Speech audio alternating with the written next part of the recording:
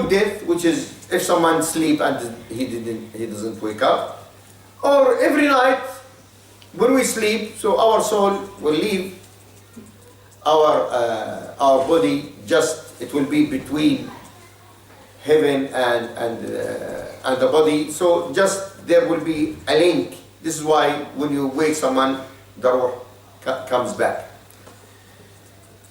So this is what happened to Isa alayhi salam. It is not the proper death. It is like the death of when someone sleep. So متوفيك. This is the meaning of متوفيك. ورافعك إلي. So I will raise you.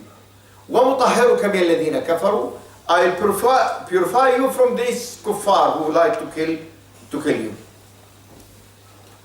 So Allah subhanahu wa ta'ala took him from a small window in the room to the heavens. Now these soldiers came. They want to kill Isa alayhi salam or to take him. So when they looked, they asked, where is Isa? So the disciples, they didn't see this actual thing that when Allah subhanahu wa ta'ala raised him. So they looked, and that Yehuda or Sam'an was there. So they looked, here he is. So the soldier took him and crucified him. So Allah subhanahu wa ta'ala in Surah An-Nisa, He said, He spoke about this incident. He said, وَمَا قَتَلُوهُ وَمَا صَلَبُوهُ وَلَكِنْ شُبِّهَ. So Allah subhanahu wa ta'ala didn't say that the crucifixion didn't happen. But He said the crucifixion was for someone else. He said about Isa, مَا قَتَلُوهُ. They didn't kill him. وَمَا صَلَبُوهُ. They didn't crucify him. وَلَكِنْ شُبِّهَ لَهُ. But the one who was killed or crucified was someone else. This is the Quranic verdict regarding this matter. Now, Ibn al-Qayyim rahmatullah alayhi, he said in a very beautiful book about this, he said Muslims, they are respecting Isa alayhi salam more than the Christians. Muslims in the Quran, or the Quran says, ما قتلوه وما صلبوه. They didn't kill him, they didn't crucify him. So this means they're praising him. But the Christians, they're saying no. They put a thorn or a crown of thorn on his head. They spitted on him, they kicked him, and they crucified him. So who's respecting Isa more? Those who are saying that the people starting spitting on him, or the Quran saying, بَلْ رَفَعَهُ اللَّهُ إِلَيْهِ. Allah subhanahu wa ta'ala raised him up.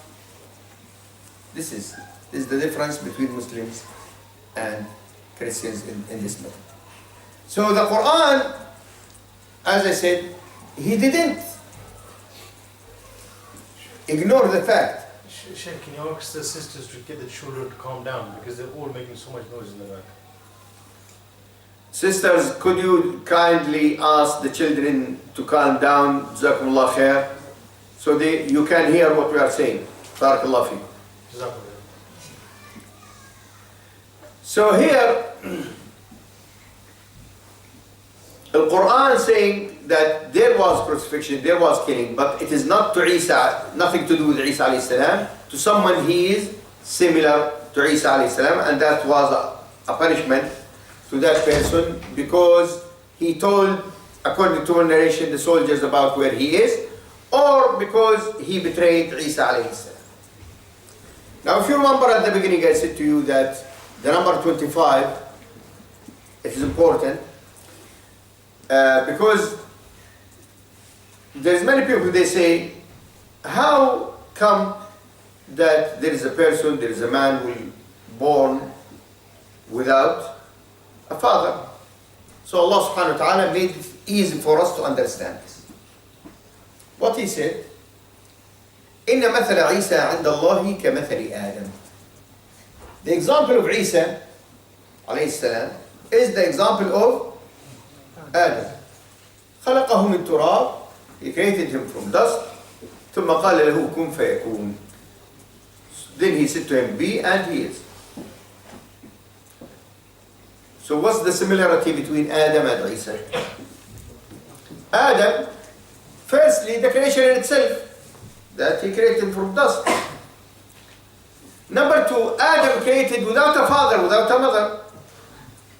So the one who created a man without a father or a mother, is it difficult for him to create a person without a father? Easy, very easy. And the other thing, when I said to you the number 25, that in this ayah Allah subhanahu wa ta'ala make the example with whom? With Adam. And subhanallah. The letters of this ayah 25. And Adam mentioned 25 times in the Quran, and Isa mentioned exactly 25 times in the Quran. So Allah subhanahu wa ta'ala said, مثل عيسى كمثل آدم. Adam like Isa. So he mentioned the names of these two great prophets, the same number, 25 and 25, which is one of the miracles of the Quran, subhanallah al-azim. So these brothers and sisters, the story of Maryam alayhi salam, Isa alayhi salam, and you can see from what I said that this is, as Muslims, what Allah subhanahu wa ta'ala told us. And the narration in the Quran is the absolute truth about Isa alayhi salam. At least the Quran, he doesn't have two narrations or three or four or five about the birth or what they are saying did. But the Christians, when you look at the four Gospels, you will find the narration, every one of them different. They have different words, different even in the details. Which to show you, these things has nothing to do with Isa. It is these people who wrote it. Some of them, they say about after 100 years of this.